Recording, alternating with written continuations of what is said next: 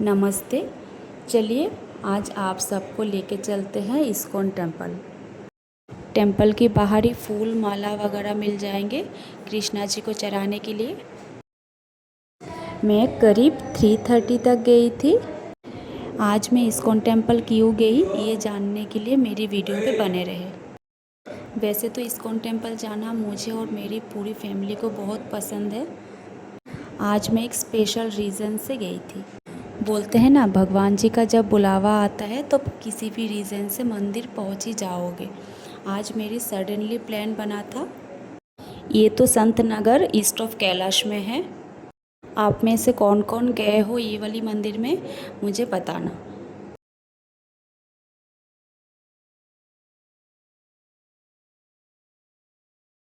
अब बताते हैं आज मैं इस्कॉन टेम्पल क्यों गई थी।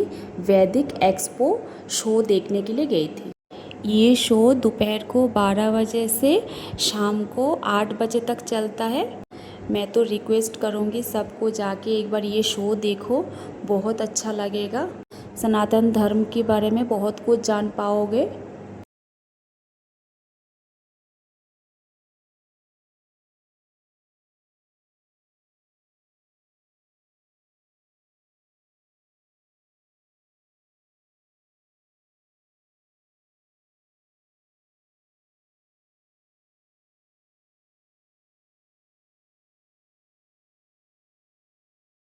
देखो ये है एंट्री पास।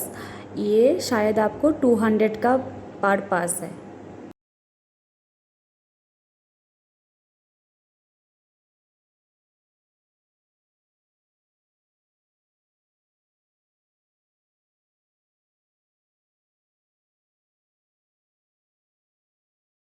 पूरे मंदिर में बहुत अच्छे से सजावट कर रखे हैं फूलों से। खास करके वैदिक शो देखने का ऑडिटोरियम में जाने वाला जो जहाँ जहाँ से जाते हैं वो रास्ते बहुत अच्छे से सजा के रखे थे।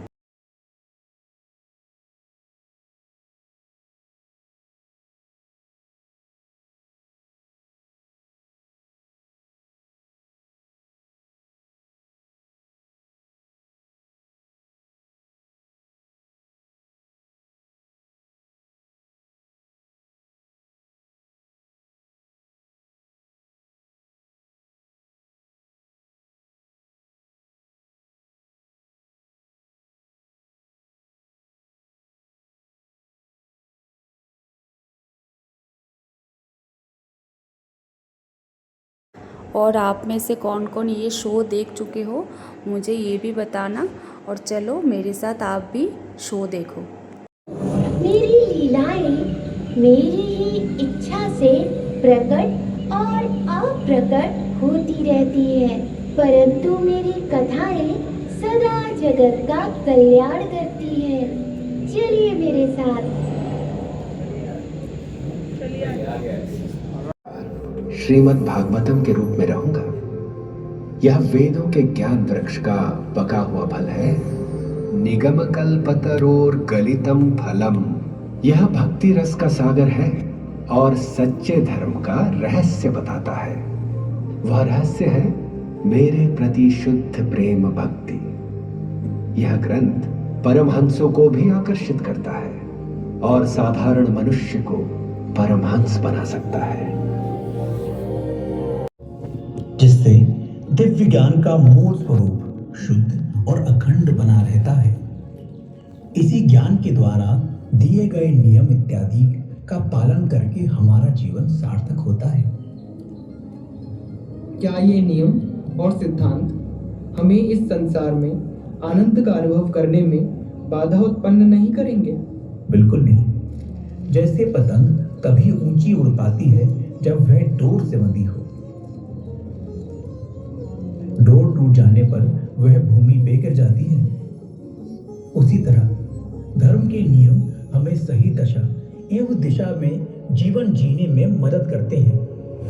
यदि हम केवल क्षणिक सुखों के पीछे भागेंगे तो अंत में मात्र दुख ही भोगेंगे। इसका प्रसार भी किया है। जब भी धर्म के व्यवहारिक स्वरूप को समझाने की आवश्यकता हुई, भक्ति नमो। महाभारत एक महागाथा उनके महान भक्तों की, जिसमें राजनीति, नीति, प्रेम, छल, भगवान की परम भक्त द्रौपदी का चीरहरण करना प्रारंभ किया, तब उस कठिन घड़ी में द्रौपदी ने पूर्ण विश्वास से भगवान को पुकारा। वे अदृश्य रूप में प्रकट हुए और द्रौपदी की मर्यादा की रक्षा के लिए उनकी साड़ी को अनंत कर दिया। दुशासन उसे खींचते खींचते थककर निढाल हो गया और अपने प्रयास में विफल होकर चाहिए। श्री कृष्ण ने अर्जुन को श्रीमद् भागवत गीता का अमूल्य एवं अतुल्य ज्ञान प्रदान किया। यह केवल अर्जुन के लिए नहीं, बल्कि संपूर्ण मानवता के लिए था। स्वयं परम ब्रह्म होकर भी दयालुतावश और अंततः वैकुंठ को प्राप्त हुए।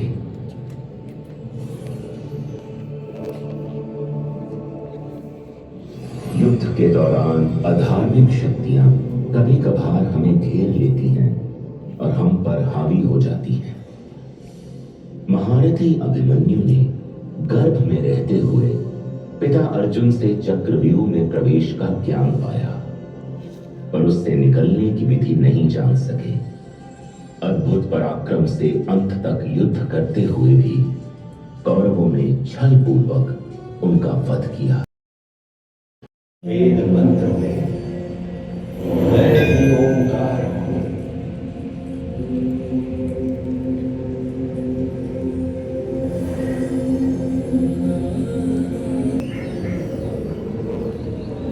मैं समस्त जीवों के हृदय में स्थित परमात्मा हूं। शाश्वत काल भी हूं।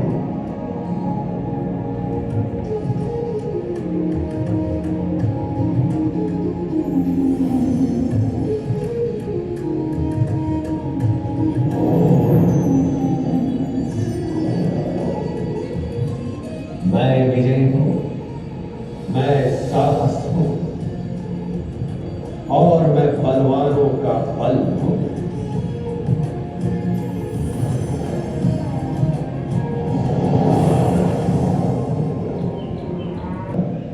रचनाकार हे परंतरा, मेरी दैवी विभूतियों का अंत नहीं है। मैं धर्म की रक्षा के लिए अलग अलग रूपों का वर्णन करते हैं और उन्हें शक्ति देते हैं, तब भी वे अपना मूल रूप सर्वोच्च भगवान श्री कृष्ण ही बने रहते हैं।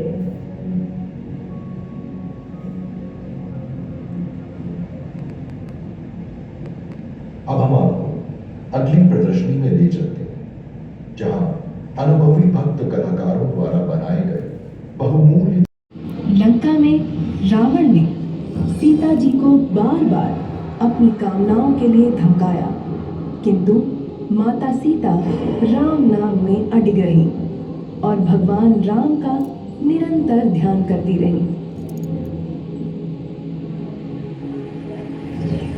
विशाल सागर लांघकर हनुमान अशोक वाटिका पहुंचे और उन्होंने दुखी और निराश माता सीता को राम कथा सुनाकर आश्वस्त किया।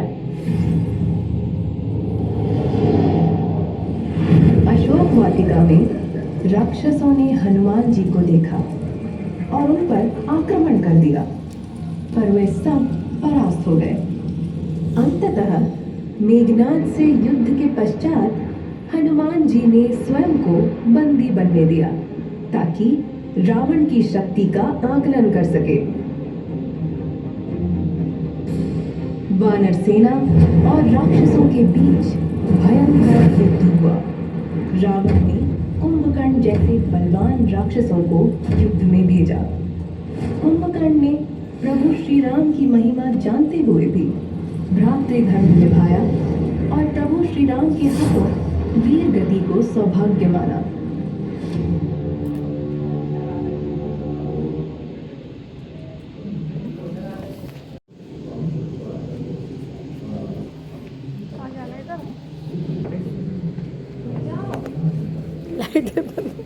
किया कि नहीं तुमने? भगवान की मूर्ति में लीन हो जाती है। अब अगली प्रदर्शनी में चलते हैं। इस्कॉन संस्थापक सारे लोग के धागे से लगकर झूमर है।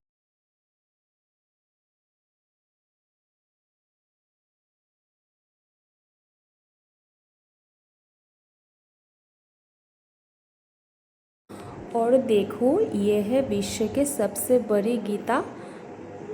मेरे साथ आप सब भी दर्शन करो। आई होप आप सभी क्लियर देख पा रहे हो। धूप काफ़ी था इसलिए बाहर से कुछ क्लियर नहीं देख पा रहे। ये शो देखने के लिए मैं, मेरी बेटी और मेरे फ्रेंड का बेटा गया हुआ था। तो देखने के बाद हम लोग सब निकल गए थे घर के लिए। बाहर काफ़ी धूप था। जो लोग मेरी वीडियो दिल्ली से देख रहे हो उनको पता ही है कितनी गर्मी है बाहर। और देखो मंदिर का व्यू कितना अच्छा लग रहा है। और यहाँ पे मैं और मेरी फ्रेंड थोड़ी पोज दे रहे थे।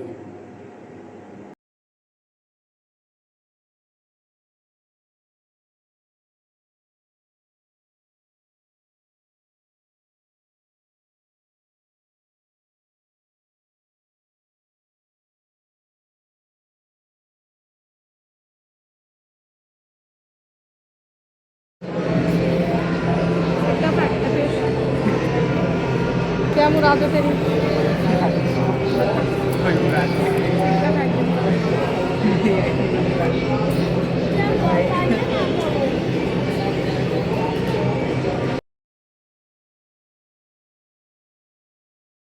आप लोगों को ये शो कैसे लगे मुझे बताना। मैं तो क्लियर नहीं दिखा पाई, आप सब जाओगे तो अच्छे से देख पाओगे। Please don't miss it, it's highly recommended. फिर चले गए आइसक्रीम लेने। मेरी फ्रेंड और मेरी बेटी को चोकोबार आइसक्रीम बहुत पसंद है, बट मुझे आइसक्रीम खास पसंद नहीं है।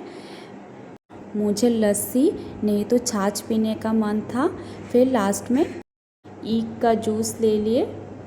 आज का वीडियो यहाँ तक है। हरे कृष्णा, मिलते हैं नेक्स्ट वीडियो पे। Bye bye.